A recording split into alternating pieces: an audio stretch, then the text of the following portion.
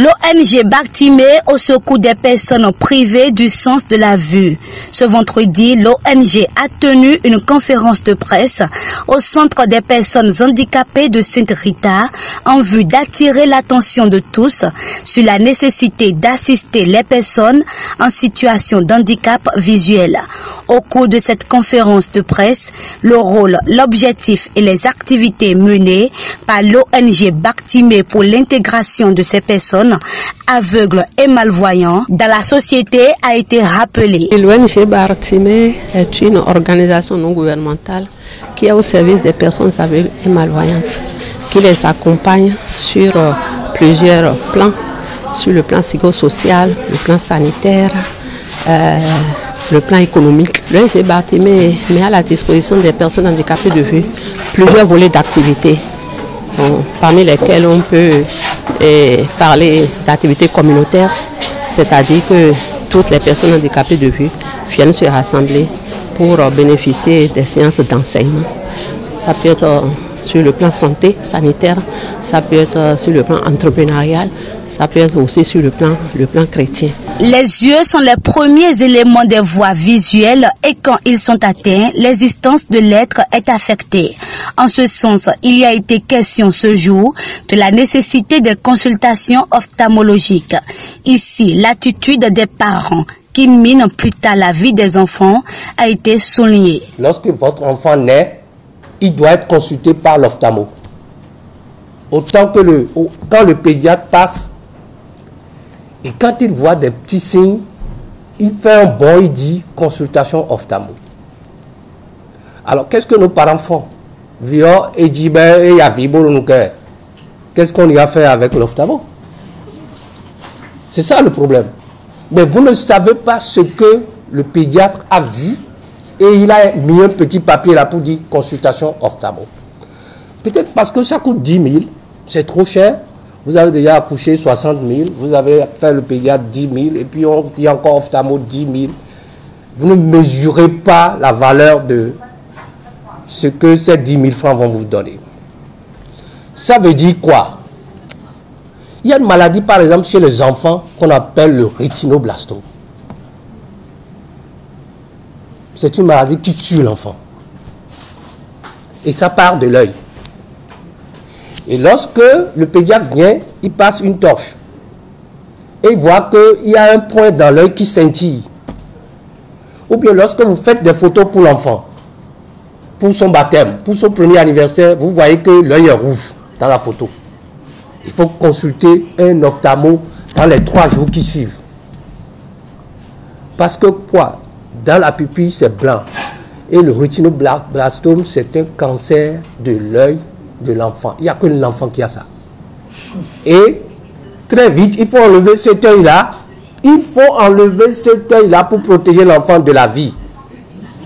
Très vite. Il n'y a rien à faire. Le responsable du suivi d'évaluation de l'ONG Bartimée rappelle la sensibilité des yeux qui nécessite une prévention contre les maladies.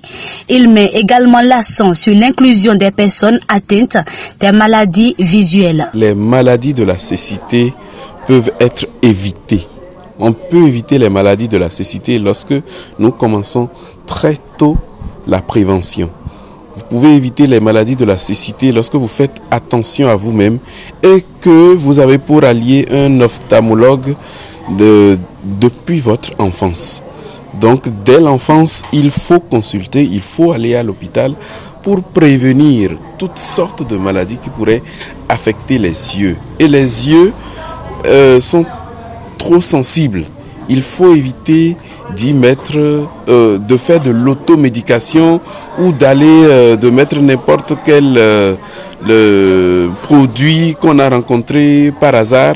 Il faut franchement éviter ça pour que nous puissions préserver les yeux. Je retiens également que nous avons le défi de faire en sorte que même les personnes qui se retrouvent dans la cécité, malgré tout, puissent, n'est-ce pas, mener une vie décente, une vie intégrés et épanouis. C'est un moment spécial où l'ONG Batimé a fait comprendre au monde comment l'handicap visuel ne peut pas représenter un handicap pour l'épanouissement du concerné. Il faut d'abord prendre en charge psychologiquement l'intéressé. La prise en charge psychosociale est indispensable. La prise en charge psychosociale de l'intéressé même et de son entourage, c'est-à-dire de ses parents proches. Si cette prise en charge psychosociale n'est pas faite, c'est qu'il n'y a rien à faire. Vous n'avez rien à gagner de la personne. Donc, elle est indispensable, nécessaire. Il faut la conduire de main de maître pour que l'intéressé et son entourage puissent accepter la nouvelle situation. S'accepter elle-même, faire le deuil. Et cette prise en charge psychosociale peut durer dans le temps parce que il peut y avoir rebondissement. Donc, on conduit ça tout au long du processus. Maintenant, quand on arrive à tranquilliser l'intéressé et ses parents, on peut proposer une réadaptation. Et la réadaptation a plusieurs volets. Premier volet, c'est ce que nous appelons dans notre jargon orientation et mobilité. À ce niveau, l'intéressé va apprendre l'utilisation des autres sens. Toutes les techniques possibles pour qu'elle puisse s'intégrer, maîtriser son environnement spatial, tout ce qu'il lui faut pour vivre désormais. L'objectif principal de cette conférence est de montrer au monde la potentialité des aveugles à changer le monde. Pour que les journalistes qui sont présents puissent relayer l'information afin que tout citoyen puisse savoir que le handicap de vue n'est pas une fatalité. Que quand on perd la vue, que c'est fini, que c'est la perte de la vie, non. Donc pour qu'ils puissent comprendre que celui qui a perdu la vue a aussi des potentialités, des talents, et réfléchit, entend.